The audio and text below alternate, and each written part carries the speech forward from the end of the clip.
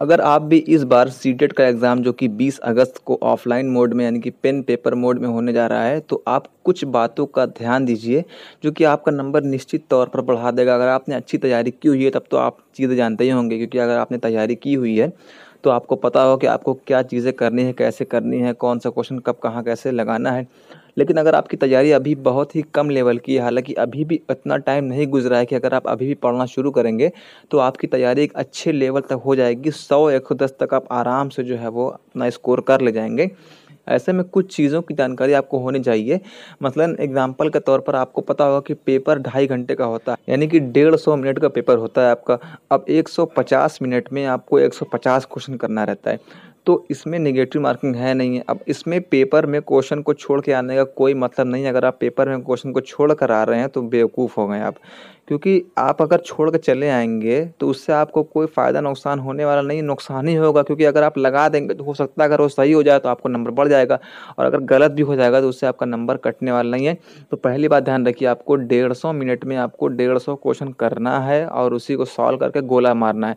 तो ये टाइमिंग आप खुद डिसाइड करिएगा कि किस सेक्शन पर आप कितना टाइम दे रहे हैं। कुछ लोग का गणित जो है वो धीरा होता है, तो वो गणित का सवाल बनाने के चक्कर में इतना टाइम ले लेते हैं कि उससे जो है वो अगला सेक्शन जो है वो प्रभावित हो जाता है और उसमें जो है वो आप गड़बड़ कर देते हैं। याद रखिए कि एक सेक्शन की गलती होने से दूसरे सेक्शन पर असर पड़ जाता है। तो इसलिए आप एग्ज़ाम देने से पहले ही जब आप मॉक टेस्ट देकर प्रैक्टिस करें तो ये आप अपने दिमाग में बैठा लें, फिट कर लें कि आपको किस सेक्शन को कितना मिनट मैक्सिमम देना है।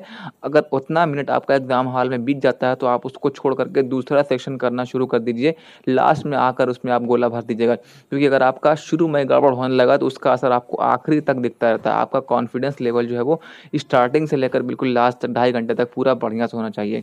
एक बात और याद रखिए कि बिना मॉक टेस्ट दिए हुए, याद रखिएगा, कान खोल कर सुन लीजिए, कि बिना मॉक टेस्ट दिए हुए आपको एग्ज़ाम देने नहीं जाना है, नहीं जाना है। बिना मॉक टेस्ट दिए हुए आपको एग्ज़ाम देने नहीं जाना है, एकदम नहीं जाना है।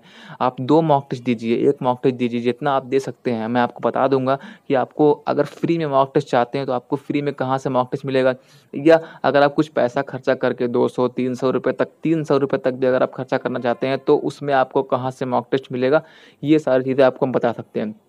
अगर आपके पास पैसे नहीं हैं और अगर आप फ्री में मॉक टेस्ट देना चाहते हैं तब भी आपको जो है वो मैं सॉल्यूशन उसका बता दूँगा।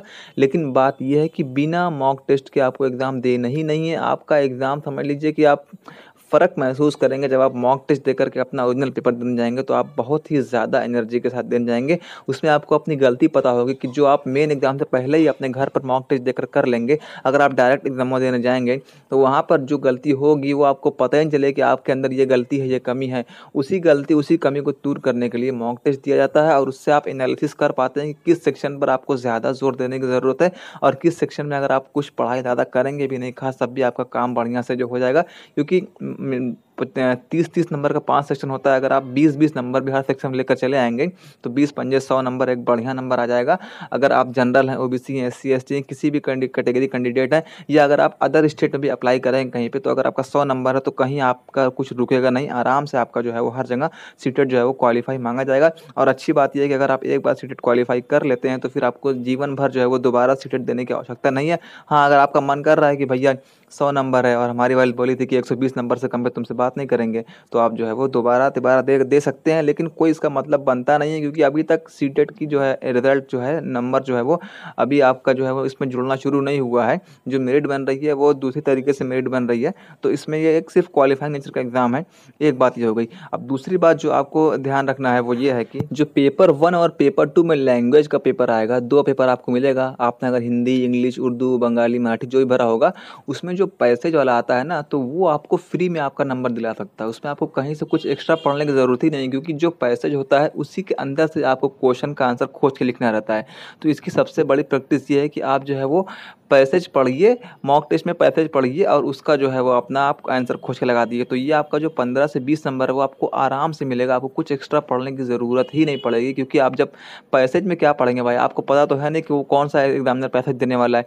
तो पैसेज की आप प्रैक्टिस कर लीजिए। मेरे ख्याल से अगर आप 10-10 पैसेज की प्रैक्टिस कर लेंगे और एक पैसेज की प्रैक्टिस करने में आपको मुश्किल से 10 से 15 मिनट लगेगा, तो आप सिर्फ 1 या 2 दिन में ये काम पूरा कर सकते हैं। आपका 20 से 25 नंबर एकदम सिक्योर हो जाएगा। वो आपका जो है बढ़त बन जाएगी। फिर बाकी बाकी आपका मान लीजिए आपने टारगेट बनाया है कि आपको 100 नंबर लेकर आना है, तो 100 नंबर में आपका 20 नंबर तो यहीं हो गया है। उसके बाद आप अपना 80 नंबर पे जो आप खेल करना चाहते हैं, कवर करना चाहते हैं, वो कर लीजिए। तो इस तरीके से सीटेट कोई बड़ा एग्ज़ाम नहीं है, सिर्फ़ इसमें आपको स्ट्रैटेजी बनाना पड़ेगा कि हाँ, आपको कैसे कितना नंबर लेकर आना है।